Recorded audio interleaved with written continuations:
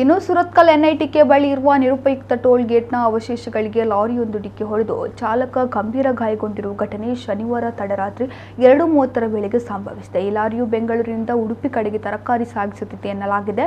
ಚಾಲಕನ ಅತಿ ವೇಗ ಹಾಗೂ ನಿರ್ಲಕ್ಷ್ಯತನದ ಚಾಲನೆಯಿಂದ ಲಾರಿ ಹಳೆಯ ಟೋಲ್ ಗೇಟ್ನ ವಿಭಾಜಕದ ಮೇಲೇರಿ ಟೋಲ್ ಬೂತ್ಗೆ ಡಿಕ್ಕಿಯಾಗಿದೆ. ಅಪಘಾತದ ಪರಿಣಾಮ ಲಾರಿ ಪಲ್ಟಿಯಾಗಿ ಬಿದ್ದಿದ್ದು, ಈ ಘಟನೆಯಿಂದ ಚಾಲಕನಿಗೆ ಸಾಮಾನ್ಯ ಗುದ್ದಿದ ಗಾಯಗಳಾಗಿವೆ.